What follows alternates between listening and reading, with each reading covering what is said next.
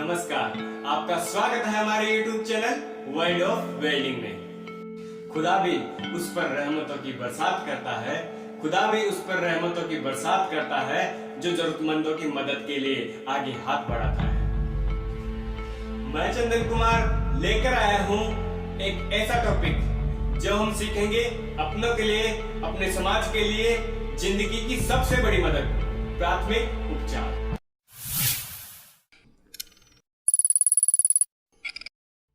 हम सबको ये जानकारी होनी चाहिए, वो चाहे गांव के लोग हो या शहर के, वो चाहे खेती का काम करते हो या बिल्डिंग कंस्ट्रक्शन का, वो चाहे पेट्रोकेमिकल में हो या कोई वर्कशॉप में।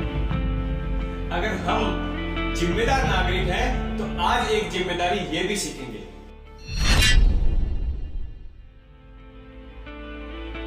प्राथमिक उपचार, फर्स्ट एड, अर्थात प्रथम उपचार, प्रथम सहायता, प्रथम मदद, प्रथम हेल्प यानी फर्स्ट एड। किसी व्यक्ति को चोट लगने, दुर्घटना होने या किसी बीमारी से पीड़ित होने, बीमारी यानी मृत्यु या हार्ट अटैक आना, जिससे वह व्यक्ति सीरियस हो सकता है। ऐसी स्थिति में उसे अस्पताल ले जाने से पहले जो कुछ भी उपचार हम करते हैं उसे प्राथमिक उपचार कहते हैं। प्राथमिक उपचार करने के लिए ज्ञान व अभ्यास का होना अति आवश्यक है। प्राथमिक उपचार करने के बाद घायल या पीड़ित व्यक्ति को तुरंत अस्पताल पहुंचाना चाहिए।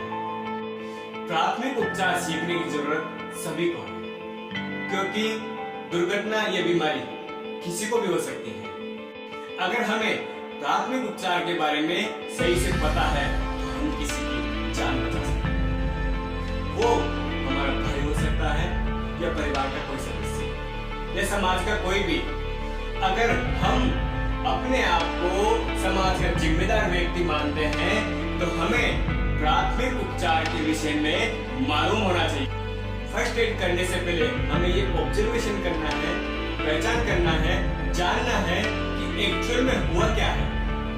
पहचान करने का एक तरीका है DRABC। इसे हम DR यानी डॉक्टर ABC के रूप में याद कर सकते हैं।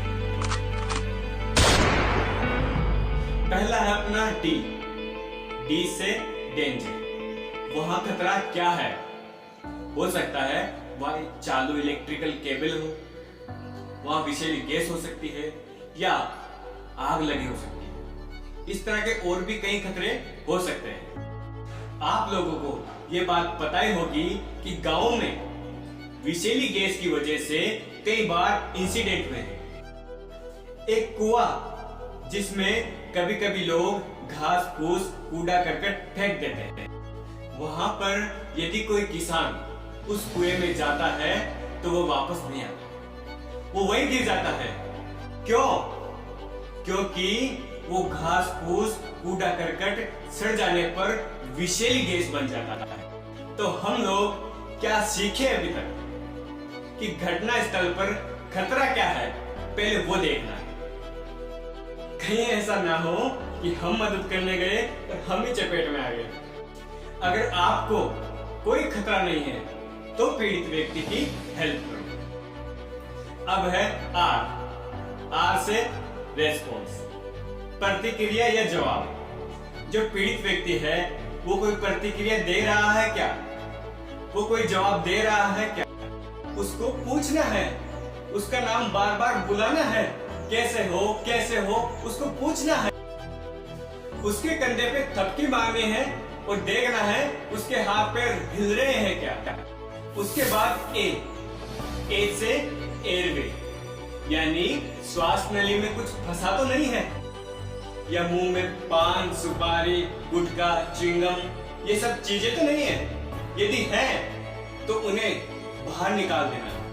इसके बाद उसका चिन्ह यानी ठोड़ी, उसकी ठोड़ी उठानी है और सिर को पीछे करना है ताकि जीभ श्वास नली से निकल जाए, क्योंकि बेहोशी की हालत में जीभ मुड़ जाती है और श्वास नली को बंद कर देती है।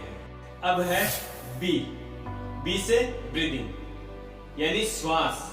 पीड़ित व्यक्ति के श्वास देखना है, चेक करना है कि चल रही है या नहीं। उसके नाक के आगे उंगली रखकर महसूस करेंगे और उसकी छाती को देखेंगे कि फूल रही है या नहीं। इसके बाद सी यानी सर्कुलेशन, यानी blood circulation. Blood circulation check करने के लिए कैरोटिड पल्स अर्थात गले का कंठ या धमनी इसके दोनों साइड होता है, उसके ऊपर उंगली रखकर महसूस करेंगे कि धड़क रहा है या नहीं। ये सब पहचान कर लेने के बाद अब प्राथमिक उपचार को प्रैक्टिकली करके देखते हैं। इससे पहले जो हमारी होम ट्रेनिंग में नए हैं वो चैनल को सब्सक्राइब करें, लाइक करें और अपने दोस्तों के साथ शेयर करें ताकि उन्हें भी अपनी इस होम ट्रेनिंग का फायदा मिल सके। और देखना ना भूलें हर सोमवार और गुरुवार world of welding YouTube channel की विशेष प्रस्तुति होम ट्रेनिंग। तो आइए चलते हैं फर्स्ट एड प्रैक्टिकल की।